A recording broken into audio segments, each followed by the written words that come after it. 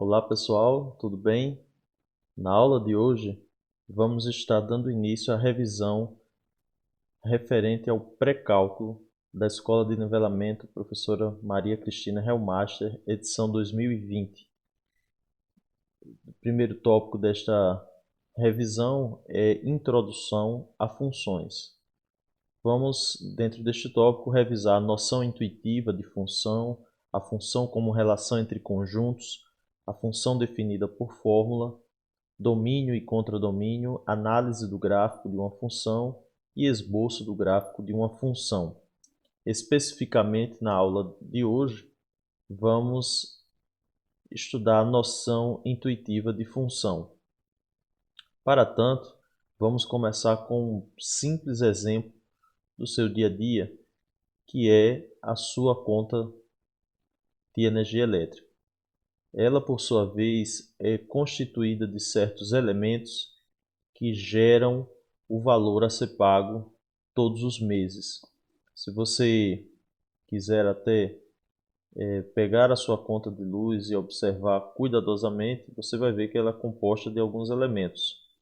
De uma forma geral e mais simples, considerando que as contas estão sendo pagas em dias, sem juros e sem multa, nós podemos dizer que o valor a ser pago na conta de luz ele é igual à quantidade de energia consumida, medida na unidade de quilowatt-hora, vezes o preço desse quilowatt-hora concedido pela empresa de energia elétrica. E adicionando-se a essa quantidade, vem os impostos, e aí estão incluídos impostos estaduais, iluminação pública, e demais bandeiras, etc.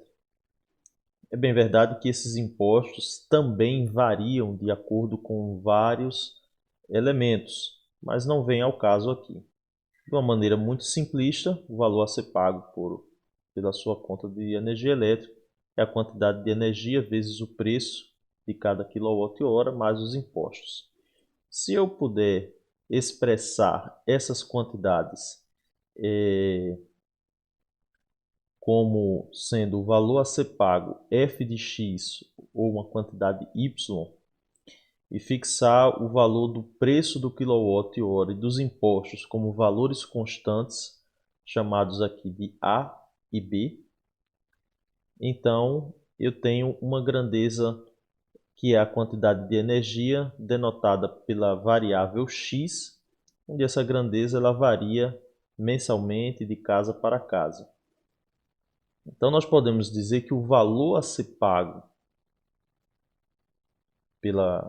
na conta de energia elétrica, ela está em função principalmente da quantidade de energia elétrica que é consumida em cada casa. Então, o valor a ser pago depende da quantidade de energia elétrica. Então, nós dizemos que isso é uma função.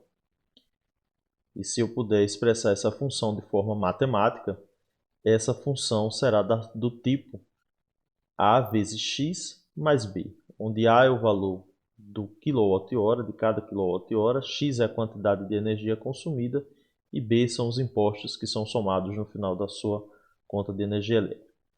Se eu puder, por exemplo, supor alguns valores, vamos supor que o preço de cada quilowatt-hora seja 79 centavos e a soma de todos os impostos na sua conta de luz dá R$ 18,75. Então isso fica simples de calcular.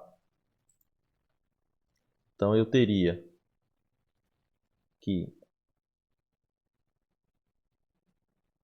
a função x para uma determinada quantidade, vamos supor que eu consuma, digamos, 150 kWh no mês. Então, o valor a ser calculado seria 0,79 vezes esses 150 mais os impostos, que são R$ 18,75. Então, fazendo essa rápida conta, a f de x, que me diz o valor a ser pago no fim do mês, será de R$ 137,25.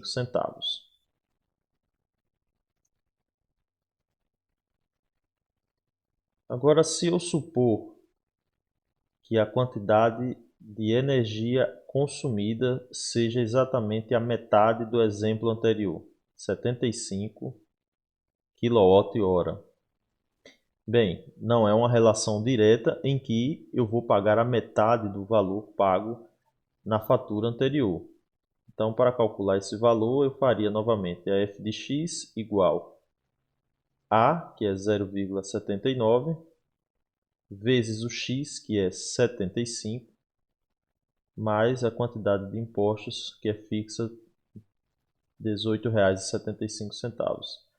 Fazendo essa multiplicação e soma, nós chegamos ao valor de R$ 78. Então veja que, uma vez que eu tenho a caracterização matemática dessa função, eu posso calcular para vários valores de quantidades de energia o preço a ser pago pela minha conta de energia elétrica.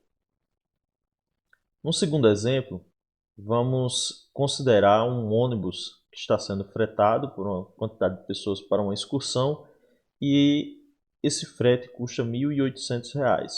O ônibus tem lugar para 40 pessoas sentadas. Então, a quantidade de o valor da passagem para cada participante vai ser, podemos dizer que é os R$ 1.800 dividido pelo número de passageiros que eu consegui alocar nesse ônibus. Então, eu posso supor várias quantidades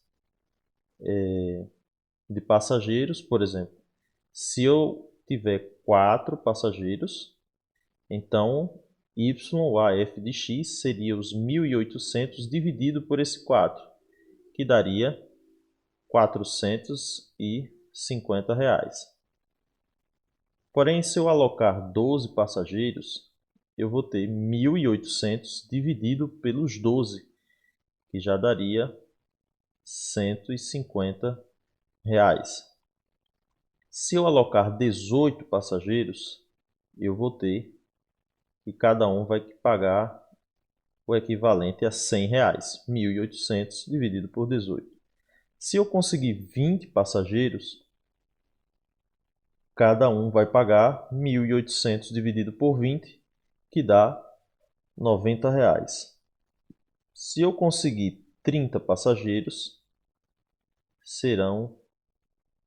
será R$ 1.800 dividido por 30, R$ 60 para cada um. E finalmente, se eu conseguir completar o número de vagas desse ônibus, eu vou ter R$ 1.800 dividido por 40, que resulta em R$ 45.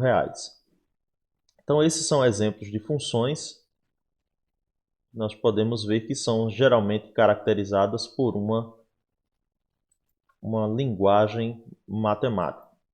Na próxima aula estaremos abordando os demais assuntos dentro ainda do tópico Introdução a Funções.